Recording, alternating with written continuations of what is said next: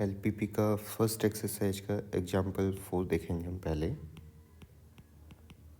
हाँ, हमें दे रखा है an objective function Z is equals to -50x plus 20y और हमें इसका मिनिमम वैल्यू फाइंड करना है।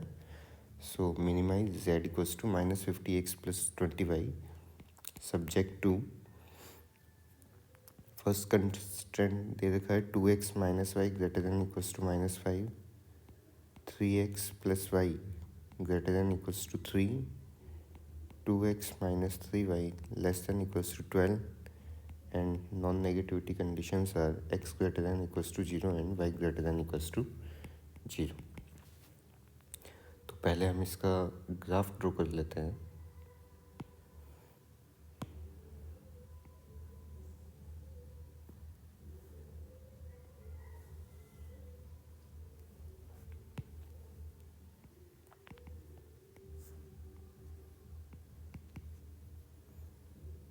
One two three four five six, 1 2 3 4 5, -1 -2 -3 -4 -5, -1 -2 -3 -4।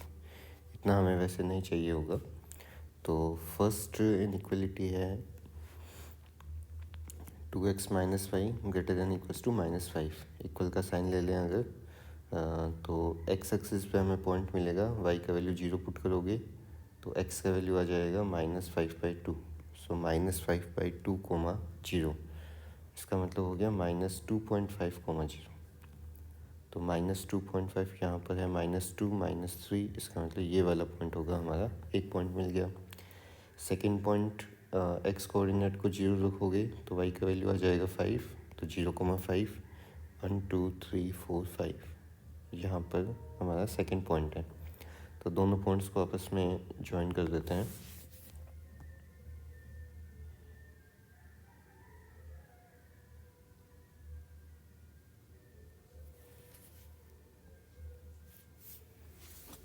तो एक इक्वेशन का हमें ग्राफ मिल गया यहाँ पे। इसका सॉल्यूशन रीजन किस तरफ होगा तो ये डिसाइड होगा इनइक्वलिटी के साइन से, क्योंकि ओरिजिन से पास नहीं हो रहा है ये इक्वेशन। तो ओरिजिन से चेक कर सकते हैं। 0 -0 greater than equals to -5, 0 greater than equals to -5 true है, इसका मतलब टूवर्ड्स द ओरिजिन रीजन बनेगा। नेक्स्ट सेकेंड इनइक्वलिटी है 3x plus Y greater than equals to 3। तो इक्वल टू 3 लेके हम पहले पॉइंट्स निकाल लेंगे। तो एक पॉइंट हमें मिलेगा, x को 0 रखोगे तो y का वैल्यू आ जाएगा 3 और y को 0 रखेंगे तो x का वैल्यू आ जाएगा 1। सो 0,3 एंड 1,0। तो एक पॉइंट 1,0 हो जाएगा और नेक्स्ट हो जाएगा 0,3। तो इन दोनों पॉइंट्स को ज्वाइन कर देते हैं।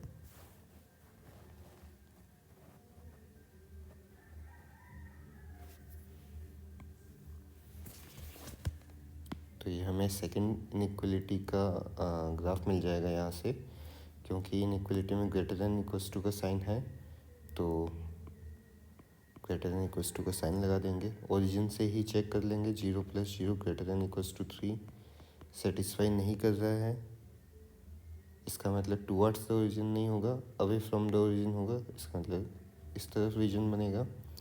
Next third inequality 2x minus 3y less than equals to 12। तो x को 0 रखने पे y मिलेगा हमें -4 और y को 0 रखेंगे तो x का वैल्यू आ जाएगा 6। तो 0, -4 एंड 6, 0 2 3 4 5 6 यहाँ पे हमें मिलेगा 6, 0।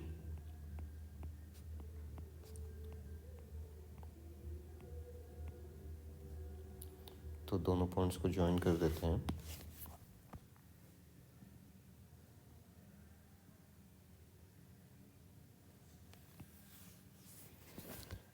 इसका सॉल्यूशन रीजन अगर निकालना चाहें लीनियर इनइक्वलिटी का, तो क्योंकि यहाँ पे हमारा दे रखा है लेस देन इक्वल्स टू का साइन, ओरिजिन इसके अंदर सेटिस्फाई कर रहा है, इसका मतलब टुवर्ड्स ओरिजिन रीजन होगा, तो ऊपर की तरफ रीजन बन जाएगा। क्योंकि नॉन नेगेटिविटी कंडीशंस की वजह से फर्स्ट क्वाड्रेंट का ही रीजन हमारा फिजिबल रीजन बनेगा। तो इसका मतलब ये हुआ कि ये अनबाउंडेड रीजन जो दिखाई दे रहा है फर्स्ट क्वाड्रेंट में, ये हमारा एक्चुअल फिजिबल रीजन है। तो इसके अंदर 4 कॉर्नर पॉइंट्स हैं। पॉइंट ए है 0,5, point b is 0,3, point c is 1,0 and point d is 6,0। तो फिजिबल रीजन के अगर कॉर्नर पॉइंट्स लिख लें, corner points of feasible region, तो पॉइंट ए आ जाएगा 0,5, point b 0,3, point c is 1,0 और पॉइंट डी हो गया 6,0। सभी के ऊपर ऑब्जेक्टिव फंक्शन जेड का वैल्यू निकाल लेंगे।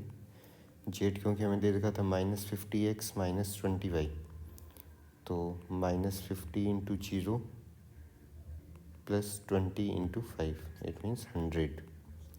Next 8 point b -50 into 0 plus 20 into 3, that is 60। तो अभी तक मिनिमम वैल्यू हमें मिला है 60। 1,0 पे चेक करेंगे, -50 into 1 plus 20 into 0, that is -50। And 6,0 पे अगर चेक करें तो -50 इंटू 6 प्लस 20 इंटू 0, तो ये आ जाएगा -300।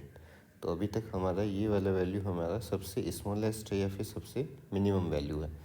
लेकिन जैसा हमने पहले देखा है क्लासेस में कि अनबाउंडेड रीजन के टाइम फर्स्ट क्वाड्रेंट में अगर अनबाउंडेड रीजन बन रहा है, इसका मतलब उसका मैक्सिमम वैल्यू तो एग्जिस्ट करेगा। मिनिमम वैल्यू के लिए हम कोई कंफर्मेशन नहीं दे सकते, सॉरी मैक्सिमम वैल्यू एग्जिस्ट नहीं करेगा, ये कंफर्मेशन है, क्योंकि फर्स्ट क्वाड्रेंट में कितना भी लार्ज कोऑर्डिनेट्स वाला पॉइंट हमें मिल सकता है। तो मिनिमम वैल्यू के लिए यहाँ पे हम चेक करेंगे कि मिनिमम वैल्यू एग्जिस्ट करता है या नहीं। हर केस में मिनिमम वैल्यू एग्जिस्ट नहीं करेगा क्योंकि जैसा कि हमारा वैल्यू आया है अभी -300 सबसे मिनिमम वैल्यू है। तो हम चेक करेंगे क्या इससे भी कोई मिनिमम वैल्यू पॉसिबल है इस फिजिबल रीजन में या फिर नहीं। तो उसके लिए क्या करना है, क्योंकि जेड का वैल्यू था हमारा -50x + 20y, हमें मिनिमम वैल्यू -300 मिल रही है, तो इसके इक्वल -300 पुट कर दो। इस इक्वेशन को सिंप्लीफाई करो तो ये हो जाएगा -5x + 2y = -30। तो हम इस इक्वेशन का पहले ग्राफ ड्रॉ करेंगे। तो एक पॉइंट हो जाएगा, x को 0 रखने पे y आ जाएगा -15 और y को 0 रखने पे x का वैल्यू हो जाएगा 6,0। तो x का एक वैल्यू और ले लेते हैं, जैसे x का वैल्यू अगर 5 पुट करते हैं, 5 पुट करने पे -25 -5x + 2y = -30, -5 into 5 + 2y = -30, -25 + 2y -30, so 2y = -5 and y = -5/2। तो 5, -5/2 एक ये पॉइंट हम ले लेंगे, क्योंकि -15 नीचे बना नहीं पाएंगे इसलिए। तो 6,0 एंड 5, -5/2। तो 6,0 तो पॉइंट है ही हमारे पास में ऑलरेडी। एक पॉइंट 5, -5/2 मिला है, तो this is -5/2 on y axis. तो इसका मतलब ये वाला पॉइंट हो गया हमारा। तो इन दोनों पॉइंट्स को ज्वाइन कर देंगे।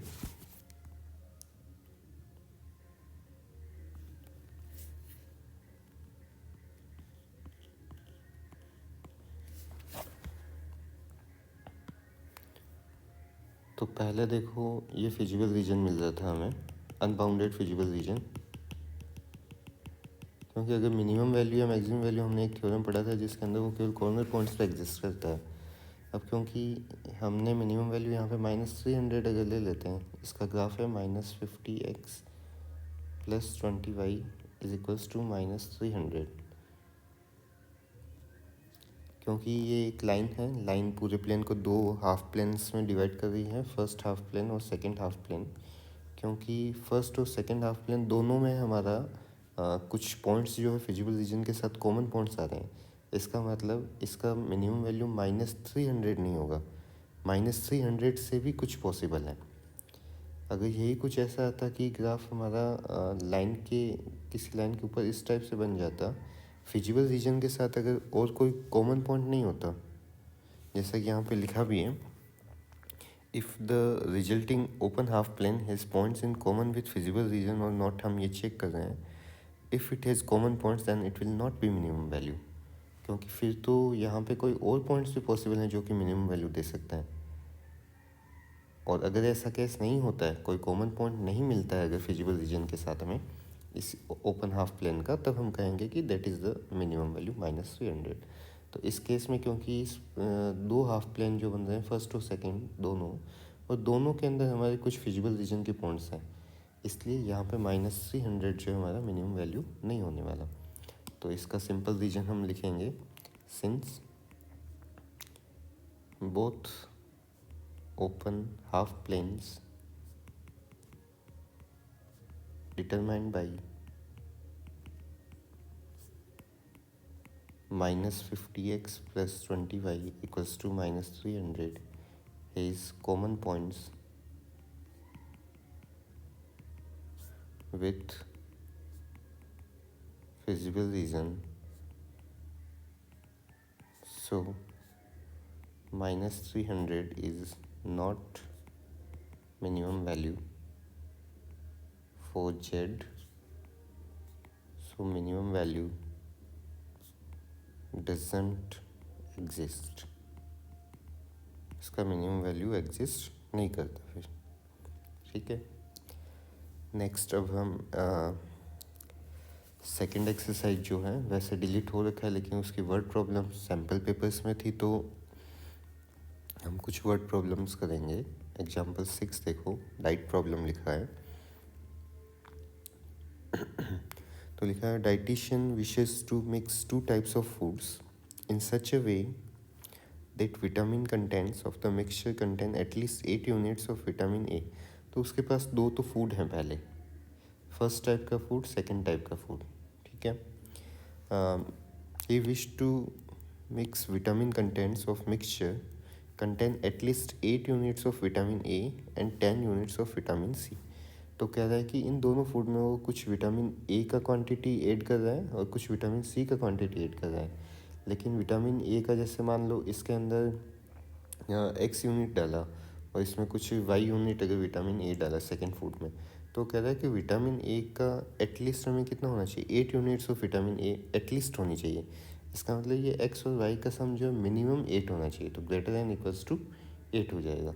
यहाँ पर एक्स और वाई नहीं लेंगे, अभी चेंज होगा, ये कैसे करेंगे देखो। तो और ऐसे ही दे रखा है कि at least 10 units of vitamin C, तो विटामिन ए के तो मिनिमम 8 यूनिट्स होने चाहिए और विटामिन सी के मिनिमम 10 यूनिट्स होने चाहिए।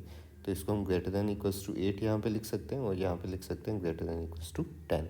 अब यहाँ पे क्या क्वांटिटी आएगी वो हम चेक करेंगे अभी। नेक्स्ट लिखा है, फूड 1 कंटेंट्स 2 यूनिट्स पर केजी। फूड 1 में पर केजी में कितना यूनिट विटामिन ए है, 2 यूनिट, और विटामिन सी जो है पर केजी में कितना यूनिट है, 1 यूनिट फूड 1 के लिए। फूड 2 के लिए हमें दे रखा है कि पर केजी में 1 यूनिट विटामिन ए है और 2 यूनिट पर केजी में विटामिन सी है। It cost ₹50 per kg to purchase food 1। Food 1 के 1 केजी को परचेज करने का कॉस्ट दिया हुआ है ₹50 और वही कॉस्ट फूड 2 के लिए दे रखा है ₹70। हमें बोला है कि to formulate an LPP to minimise the cost. इसका मतलब हमारा कॉस्ट को मिनिमाइज करना है। और कॉस्ट कैसे आएगा, तो उसके लिए हम सपोज कर लेंगे let total quantity of food 1। और हमने मान लिया कि x केजी तो हम फूड 1 परचेज कर रहे हैं और फूड 2 हम परचेज कर रहे हैं टोटल y केजी। तो क्योंकि हमें फूड 1 के लिए 1 केजी का कॉस्ट दे रखा है ₹50, तो x केजी की कॉस्ट कितनी हो जाएगी, 50x। ऐसी फूड 2 के लिए हमें 1 केजी का कॉस्ट दे रखा है ₹70, तो y केजी फूड हम अगर परचेज कर रहे हैं तो कॉस्ट कितना हो जाएगा, 70y। इसका मतलब हमारा ऑब्जेक्टिव फंक्शन बन गया minimise z equals to 50x plus 70y। अब इसके साथ में कुछ कंस्टेंट ऐड होंगे। तो जैसे फूड 1 के लिए हमें दे रखा था कि पर केजी विटामिन ए कितना था उसमें, जैसे फर्स्ट लाइन में लिखा है फूड 1 में 2 यूनिट्स पर केजी ऑफ विटामिन ए, पर केजी में 2 यूनिट्स है विटामिन ए। तो टोटल हम एक्स केजी परचेज कर रहे हैं फूड 1 का, तो उसके अंदर टोटल विटामिन ए कितना हो जाएगा 2x यूनिट्स। ऐसे ही नेक्स्ट ये 1 unit per kg of vitamin सी, पर केजी में विटामिन सी का क्वांटिटी दे रखा है 1 यूनिट, हम टोटल एक्स यूनिट परचेज कर रहे हैं, तो यहाँ पे टोटल आ जाएगा 1 into x means x units of vitamin C. तो फूड 1 में 2x यूनिट्स तो है विटामिन ए और x यूनिट्स है विटामिन सी। सिमिलरली फूड 2 के लिए दे रखा है कि it contains 1 unit per kg of vitamin A, तो टोटल y केजी हमने परचेज किया था, तो ये हो जाएगा 1 into y that is y। ऐसे 2 यूनिट्स पर केजी ऑफ विटामिन सी, तो सिमिलर प्रोसेस से बन जाएगा 2y। तो अब हमारा LPP बन जाएगा इससे। So objective function is minimise z equals to 50x plus 75 subject to vitamin A का टोटल क्वांटिटी कितना होगा 2x प्लस वाई, और वो हमें बोला है कि एटलीस्ट कितना होना चाहिए 8 यूनिट्स। ऐसे विटामिन सी का टोटल क्वांटिटी बनेगा x प्लस 2y, और उसके लिए भी क्वेश्चन में बोला गया है कि it must be at least 10 units, so greater than equals to 10। अब x और y क्या है हमारा, वेट है हमारा फूड 1 और फूड 2 का, तो वो नेगेटिव में तो हो नहीं सकता, so x and y must be greater than equals to 0। तो ये हमारा LPP बन गया। इसके बाद इसको आप सॉल्व कर सकते हैं। नेक्स्ट देखो अलोकेशन प्रॉब्लम एग्जाम्पल 7।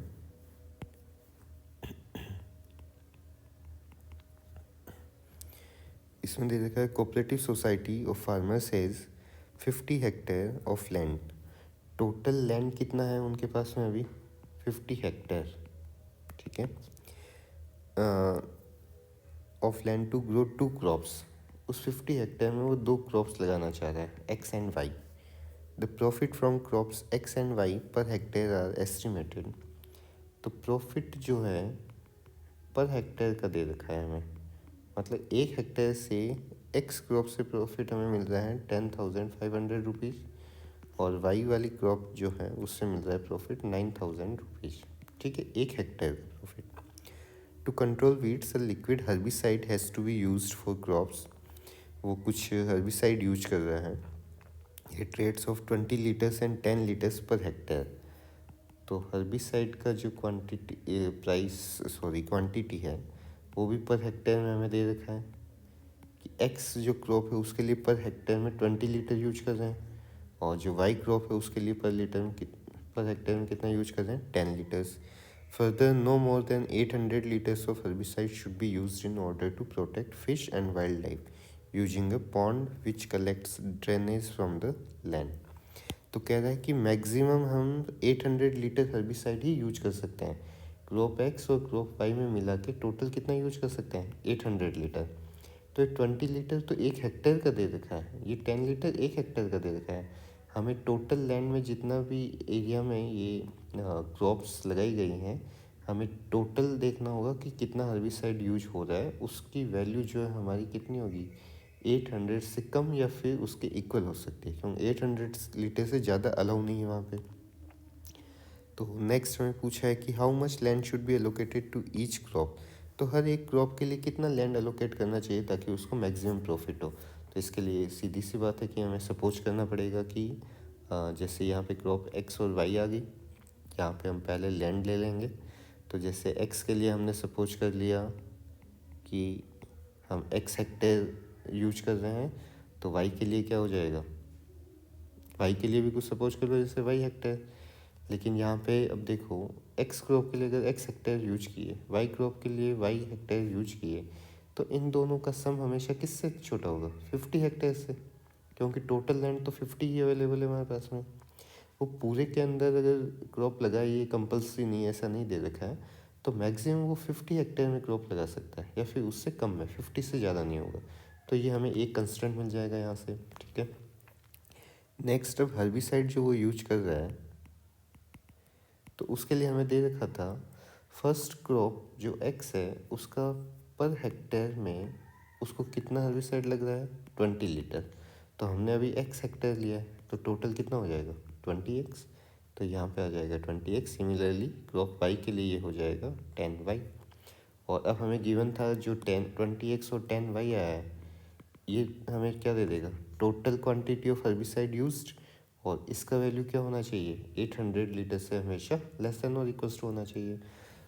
नेक्स्ट हमें प्रॉफिट दे रखा है, पर हेक्टेयर का प्रॉफिट क्रॉप एक्स का है 10,500, तो एक्स हेक्टेयर के लिए वो हो जाएगा 10,500 एक्स। सिमिलरली वाई क्रॉप के लिए प्रॉफिट बन जाएगा 9,000 वाई।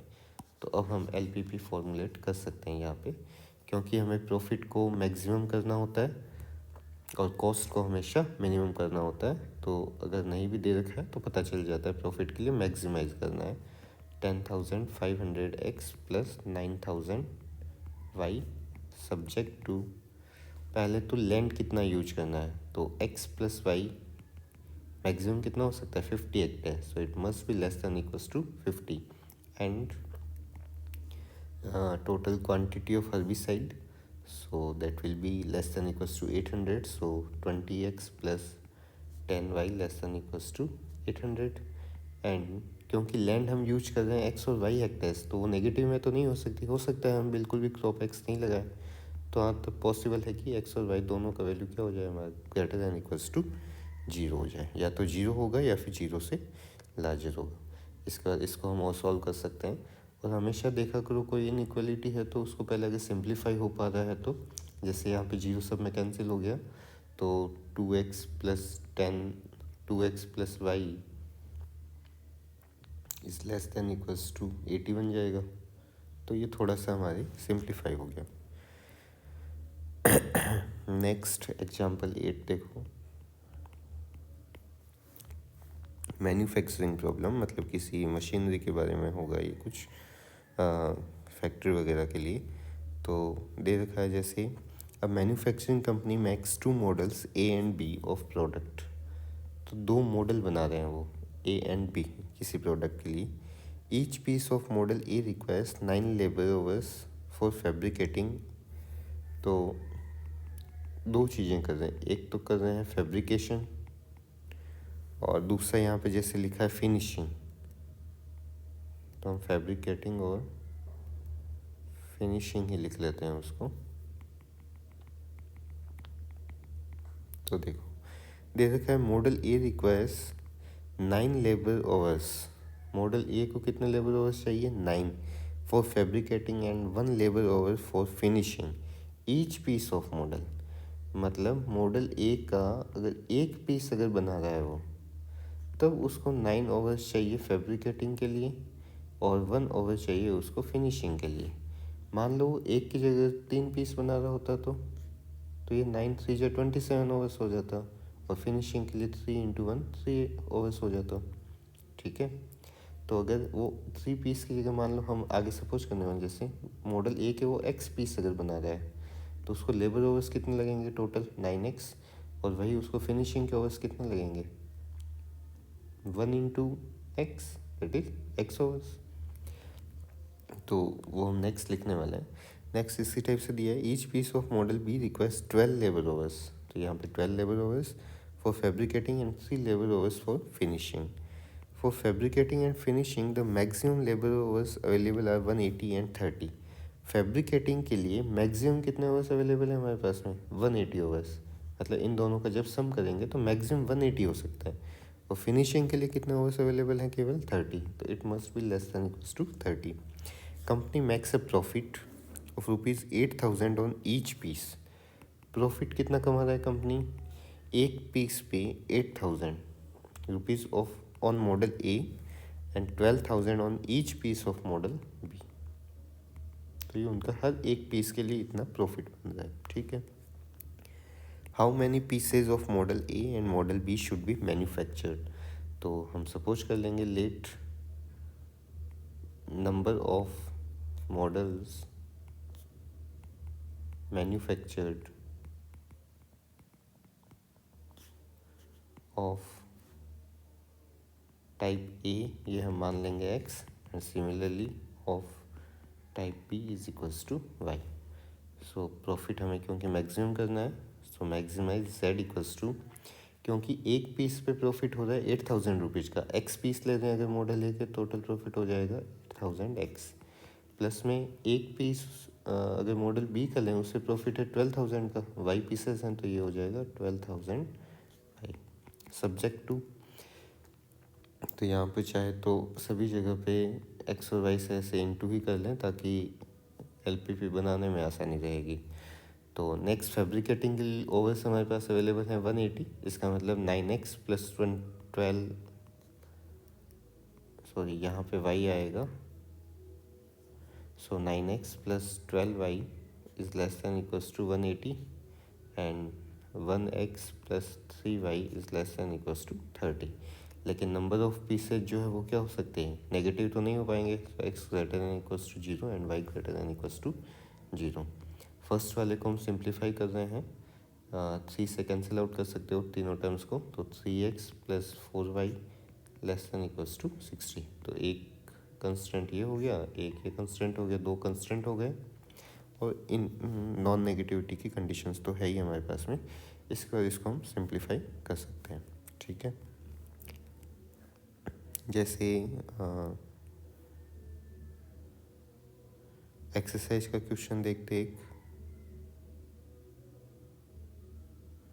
जैसे क्वेश्चन नंबर 7 देखो, A company manufactures two types of novelty souvenirs made of plywood. Of type A require 5 minutes. तो दो टाइप हैं, पहले ही बोल दिया, तो type A and type B.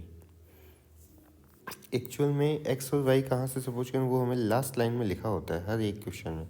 How should be schedule his daily production, how many souvenirs of each type. तो ये हम पहले ही स्टार्टिंग में ले सकते हैं कि लेट करके, लेट नंबर ऑफ सोवेनियर्स। तो टाइप ए के हम मान लेते हैं एक्स है और टाइप बी के हैं हमारे पास में पाई। तो अब वापस हम क्वेश्चन में स्टार्टिंग से पढ़ सकते हैं ताकि डायरेक्ट एलपीपी जैसा ही हमारा हम हो जाए।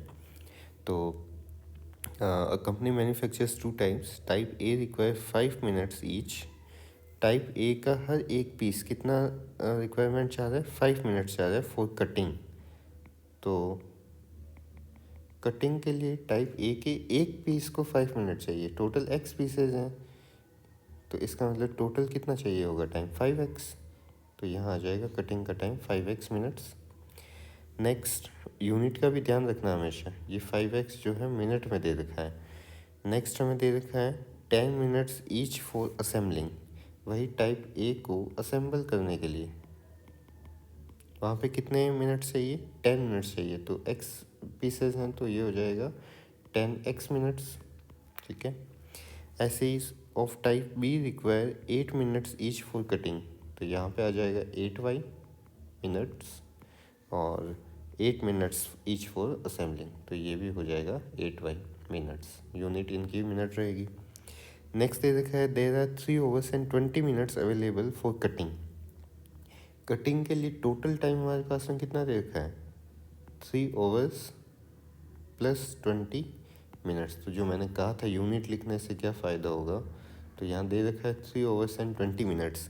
3 hours एंड 20 मिनट्स का मतलब कितने मिनट हो गए टोटल, 3 hours में हो गए 3 इंटू 60 और प्लस में 20, तो 180 प्लस 20, इसका मतलब हमारे पास में कटिंग के लिए कितने मिनट्स अवेलेबल हैं टोटल, 200। नेक्स्ट हमें दे रखा है कि 4 hours फॉर असेंबलिंग, तो असेंबलिंग के लिए 4 hours अवेलेबल है, इसका मतलब 4 6 या 240 मिनट्स अवेलेबल है। इसका मतलब कटिंग के लिए जो 5x प्लस 8y करेंगे टोटल इतना टाइम लगेगा प्रोडक्ट ए और बी दोनों टाइप को, और उसका value less than equals to होगा हमेशा 200 से, क्योंकि 200 मिनट से ज़्यादा टाइम हमारे पास में अवेलेबल नहीं है यहाँ पे। ऐसे असेंबलिंग के लिए दोनों को अगर सम करेंगे 10x प्लस 8y, तो इसकी वैल्यू किससे लेस देन होगी, 240 से, क्योंकि मैक्सिमम टाइम हमारे पास में 240 मिनट्स अवेलेबल है। तो यहाँ से दो कंस्टेंट भी हमारे पास बन गए, नॉन नेगेटिविटी कंडीशंस तो अपने आप ही आ जाएगी कि एक्स और वाई की वैल्यू मिनिमम 0 हो सकती है।